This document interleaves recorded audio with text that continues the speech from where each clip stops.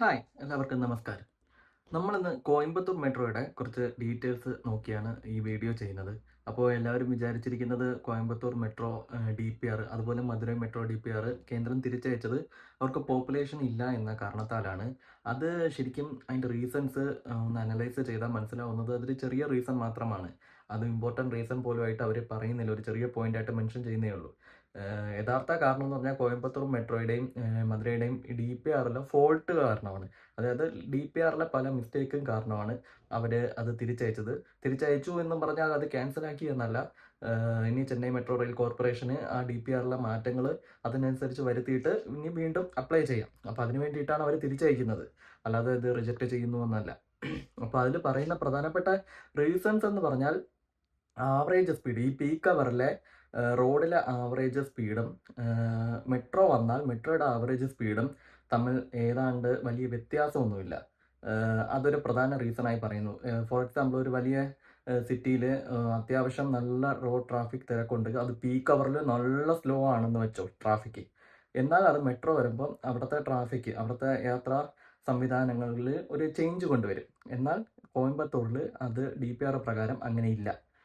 രണ്ടാമത്തെ റീസൺ എന്ന് പറഞ്ഞാൽ ആവറേജ് ട്രിപ്പ് ലെങ്ത് അവർ കൺസിഡർ ചെയ്തത് ഓട്ടോ കൺസിഡർ ചെയ്തു, two wheeler, car, bus, Omni bus ഇത്രയും കൺസിഡർ ചെയ്തിട്ട് പറഞ്ഞത് ആവറേജ് ട്രിപ്പ് ലെങ്ത് ചെറുതാണ്. അതുകൊണ്ട് തന്നെ മെട്രോ വന്നു കഴിഞ്ഞാൽ പലരും അതിലോട്ട് മാറുന്നത് കുറവായിരിക്കും. അതിനുള്ള ഒരു ചാൻസ് കാണുന്നില്ല. ഇതൊരു റീസൺ ആയിട്ട് പറയുന്നുണ്ട്. അടുത്ത രണ്ടാമത്തെ റീസൺ എന്ന് പറഞ്ഞാൽ ഈ മെട്രോ ലോക്കൽ പ്ലാനിങ് ഏരിയയിലോട്ട് പോകുന്നില്ല. ശരിക്കും കോർപ്പറേഷൻ ഏരിയ ബേസ് ചെയ്തിട്ടാണ് ഇവർ കൊടുത്തിരിക്കുന്നത്. ലോക്കൽ പ്ലാനിങ് ഏരിയ എന്ന് പറഞ്ഞാൽ കോർപ്പറേഷൻ കഴിഞ്ഞിട്ടും കിടക്കുന്ന ഏരിയ ആണ്. അപ്പോൾ മെട്രോ അങ്ങോട്ട് പോകുന്നില്ല. അതുകൊണ്ട് തന്നെ ലോക്കൽ പ്ലാനിങ് ഏരിയ എന്ന ആ ഒരു സ്ഥലത്ത് നിന്നുള്ള ആളുകൾ മെട്രോയിലേക്ക് മാറുന്നതിന് ചാൻസ് കുറവാണ്. അടുത്ത റീസൺ എന്ന് പറയുന്നത് ഇവർ വച്ചിരിക്കുന്ന റൈഡർഷിപ്പ് ഫിഗേഴ്സ് എന്ന് പറയുമ്പം 5 ലക്ഷത്തിലധികമാണ് വെച്ചിരിക്കുന്നത്. അപ്പോൾ അവർ പറയുന്നത് അത് പ്രാക്ടിക്കലി പോസിബിൾ അല്ല. കാരണം ഇതിനേക്കാളും വലിയ ഇരട്ടി പോപ്പുലേഷനുള്ള ചെന്നൈ വലിയൊരു സിറ്റിയാണ്. ചെന്നൈയിൽ പോലും ഇത്രയും ദൂരമുള്ള മെട്രോ സിസ്റ്റം ഉണ്ടായിട്ട് പോലും 4 ലക്ഷം അടുപ്പിച്ച് ഡെയിലി പാസഞ്ചേഴ്സേ അത് യൂസ് ചെയ്യുന്നുള്ളൂ. അപ്പോൾ അത് പ്രാക്ടിക്കലി ഇമ്പോസിബിൾ ആണ്. അതൊരു മിസ്റ്റേക്ക് ആയിട്ടാണ് അവർ പറയുന്നത്. അടുത്ത റീസൺ എന്ന് പറയുന്നത് 79% ഏരിയയും, അതായത് ഈ മെട്രോ കടന്നു പോകുന്ന 79% ഏരിയയിൽ കൂടെയും റൈറ്റ് ഓഫ് വേ ലെങ്ത്, അതായത് റോഡിൻ്റെ വീതി ഭയങ്കര കുറവാണ്. അതായത് 15 മീറ്ററിലും താഴെയാണ്. ആ റൂട്ട് വരെ അവർ മെൻഷൻ ചെയ്തിട്ടുണ്ട്. അതിൽ ചില റോഡുകൾക്കൊക്കെ 9 മീറ്റർ 10 മീറ്റർ വീതിയേ ഉള്ളൂ. ഇവരുടെ മെട്രോ ഒരു ഇത് പ്രകാരം അറ്റ്ലീസ്റ്റ് 24 മീറ്റർ വീതി ആ റോഡിന് വേണം. 79% റോഡുകൾക്കും ഇതിന് താഴെയാണ് വീതി. അപ്പോൾ അതെന്തായാലും വീതി കൂട്ടണം. അതിതുവരെ ചെയ്തിട്ടില്ല. അങ്ങനെ ഒരു പ്രപ്പോസൽ കൊടുത്തിട്ടില്ല. അതുമാത്രമല്ല, ഈ മെട്രോയുടെ ചില സ്റ്റേഷനുകളുടെ വീതി തന്നെ 22 മീറ്റർ ആയിട്ട് അവർ പറയുന്നുണ്ട്. റോഡിന് പോലും അത്രയും വീതി ഇല്ലാത്തതിനാൽ ഇത് ലാൻഡ് അക്വിസിഷൻ ഒരുപാട് വേണ്ടിവരും. അതിൻ്റെ കോസ്റ്റും കൂടുതലായിരിക്കും. അപ്പോൾ അത് ഇൻകൺവീനിയൻസസ് ഉണ്ടാക്കും എന്നാണ് പറയുന്നത്. പിന്നെ അടുത്ത റീസൺ എന്ന് പറയുമ്പോൾ 3 വർഷമാണ് ഇവരെ കൺസ്ട്രക്ഷൻ പീരീഡ് ആയിട്ട് പറയുന്നത്. അത് ഇംപ്രാക്ടിക്കൽ ആയിട്ടാണ് കേന്ദ്ര ഗവൺമെൻറ്റിൻ്റെ ആൻസറിൽ പറയുന്നത്.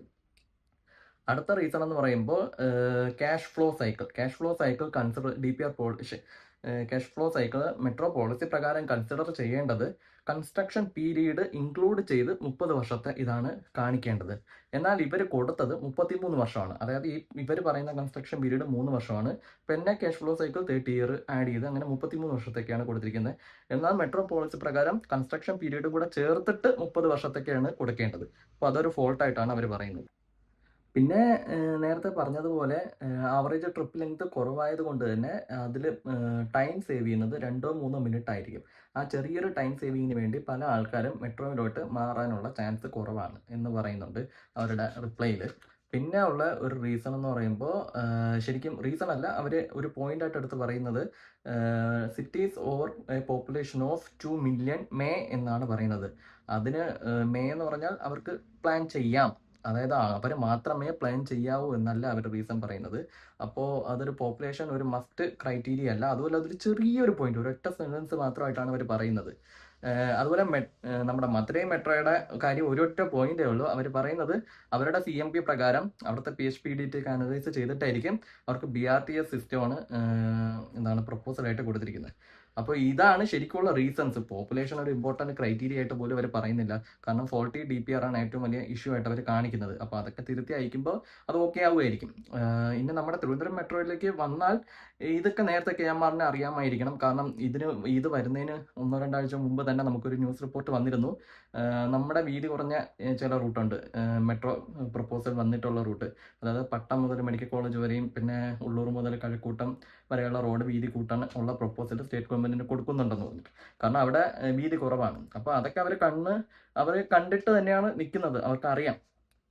അതുപോലെ ഇങ്ങനത്തെ പ്രശ്നങ്ങളൊക്കെ മാറ്റി DPRൽ ഇങ്ങനത്തെ ഇഷ്യൂസ് ഒന്നും വരാത്ത രീതിയിൽ അവർ നമ്മുടെ DPR പ്രിപ്പയർ ചെയ്യുമെന്നാണ് കരുതുന്നത്. അതുപോലെ തിരുവനന്തപുരം മെട്രോയ്ക്ക് ശേഷം ചെയ്യാൻ പോകുന്ന കോഴിക്കോട് മെട്രോയും ഇതുപോലെ തന്നെ ചെയ്യുമെന്ന് നമുക്ക് പ്രതീക്ഷിക്കാം. അപ്പോൾ ഇത് ഒന്ന് എല്ലാവർക്കും മനസ്സിലാവാൻ വേണ്ടിയിട്ടാണ് ഈ ഒരു വീഡിയോ ചെയ്തത്. അത്രയേ ഉള്ളൂ.